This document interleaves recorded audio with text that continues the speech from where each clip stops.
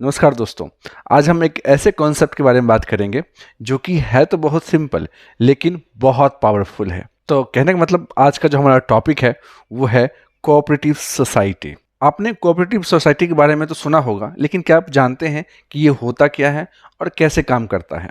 अगर नहीं तो आप बिल्कुल सही जगह आए हैं। तो चलिए शुरू करते हैं आज का हमारा ये बहुत ही खास वीडियो। तो चलिए सबसे पहले समझते हैं कि आखिर ये कोऑपरेटिव सोसाइटी होता क्या है। अगर हम सिंपल शब्दों में बात करें तो ये बेसिकली कुछ लोगों का ग्रुप होता है जो कि अपने कॉमन प्रॉब्लम सॉल्व करने के लिए इकट्ठा होते हैं और एक दूसरे की हेल्प करते हैं। तो कहने का मतलब cooperative society equals to people plus common goal और प्लस म्यूचुअल हेल्प। जिस तरह से किसी एक टीम का गोल होता है जीतना, उसी तरह से कोऑपरेटिव सोसाइटी का गोल होता है अपने मेंबर्स की प्रॉब्लम को सॉल्व करना। और सबसे इम्पोर्टेंट बात यह है कि ये by the people for the people of the people का एक परफेक्ट एग्जाम्पल है। तो चलिए कुछ शब्दों में कोऑपरेटिव सोसाइटी की हिस्ट्री को समझने की कोशिश करते हैं। दोस्तों, इंडिया में कोऑपरेटिव सोसाइटी बहुत पहले शुरू हुई थी। 1904 में सबसे पहली बार कोऑपरेटिव सोसाइटी एक्ट आया था, लेकिन तब कोऑपरेटिव सोसाइटी एक्ट का गोल था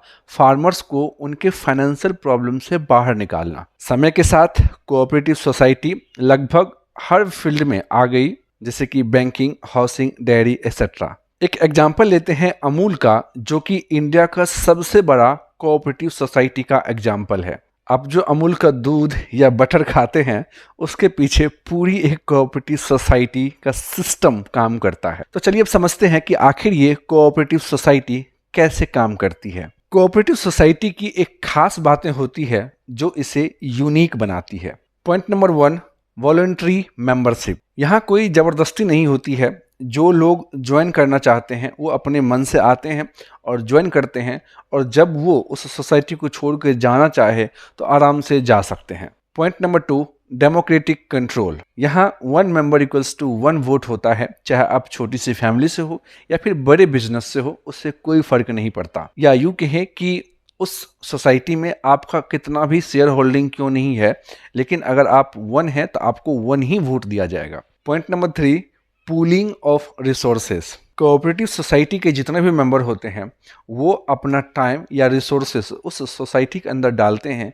जिससे उस सोसाइटी का जो कॉमन गोल होता है वो अचीव होता है। Point number 4, profit sharing. यूँ अगर हम बात करें तो कोऑपरेटिव सोसाइटी का मेन मकसद प्रॉफिट मैक्सिमाइजेशन नहीं होता है, बस हाँ वेल्थ जनरेशन जरूर होता है। यानी वेल्थ को मैक्सिमाइज करने के लिए कोऑपरेटिव सोसाइटी होता है, ना कि प्रॉफिट को मैक्सिमाइज करने के लिए। और मेन जो गोल होता है कोऑपरेटिव सोसाइटी का वो यही होता है कि कोऑपरेटिव सोसाइटी के मेंबर्स का भला हो और उनकी जो प्रॉब्लम्स है उसे दूर किया जाए। बट उन सब के बावजूद भी जो भी प्रॉफिट होता है वो या तो सोसाइटी के डेवलपमेंट के लिए लगा दिया जाता है, या फिर वो खुद मेंबर्स जो होते हैं अपने आप में शेयर कर लेते हैं।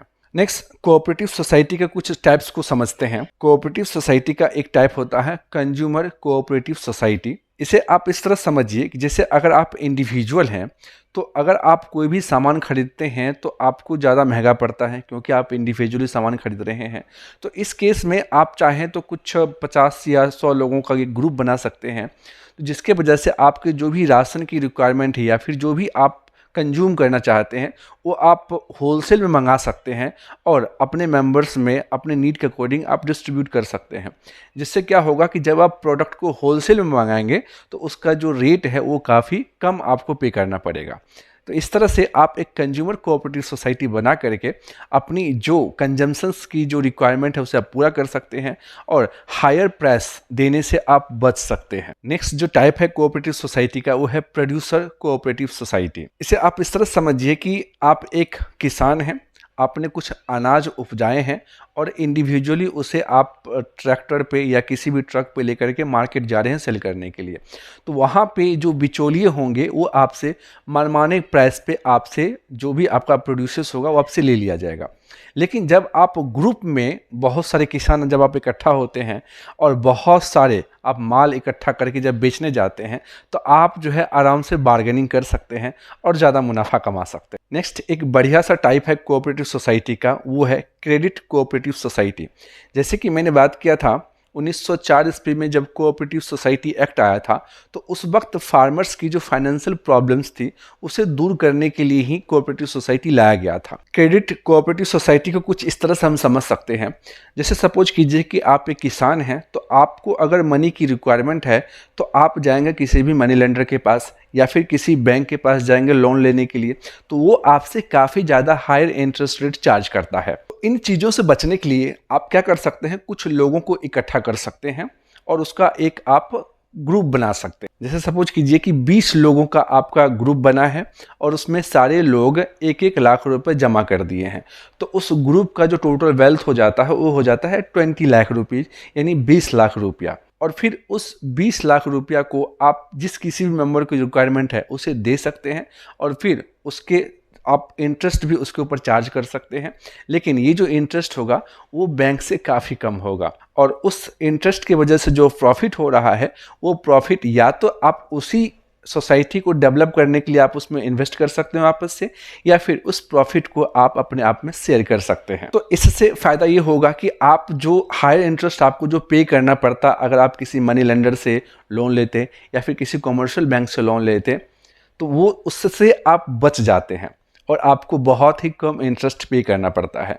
फिर जैसे ही आप वो लोन वापस कर देते हैं, फिर किसी दूसरे मेंबर को अगर रिक्वायरमेंट है तो उसे दे सकते हैं और उससे मिनिमम इंटरेस्ट रेट चार्ज करके और उस पैसे को वापस से आप जो भी करना चाहे, जैसे डेवलपमेंट करना चाहते हैं तो उसमें आप लगा सकते हैं, या फिर अगर आप प्रॉफिट को शेयर करना चाहते हैं मेंबर्स के बीच में तो वो आप कर सकते हैं। तो सच में ये बहुत ही कमाल की चीज़ है। बहुत सारे लोगों से आप आसपास सुनते होंगे कि हम कमेटी में पैसे डाल रहे हैं, कमेटी में पैसे डाल रहे हैं।